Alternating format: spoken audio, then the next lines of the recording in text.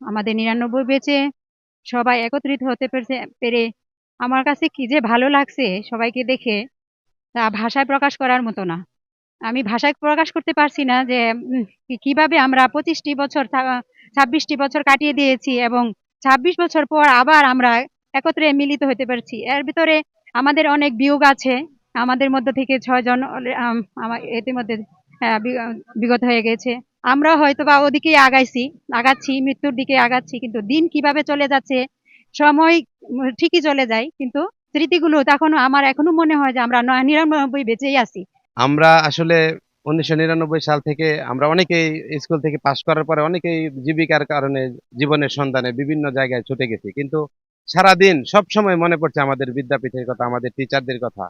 বারবার মনের মধ্যে একটা চাহাত ছিল, একটা তামান্না ছিল যে কবে আমরা সবাইকে একসাথে করতে পারবো, একসাথে সবাইকে নিয়ে বসতে পারবো, সারাটা দিন আমরা একসাথে কাটাতে পারবো। আমরা এখন একটা অঙ্গীকারে আবদ্ধ হয়েছি, আজকে যারা এখানে কানেক্টেড হয়েছি সবাই সারা জীবন পাশে থাকবো, একে অপরের পাশে থাকবো। আলহামদুলিল্লাহ, দীর্ঘ ২৬ বছর পর আমরা একত্রিত হতে পারছি। সেক্ষেত্রে আমরা আল্লাহর কাছে লাখো কোটি শুকরিয়া।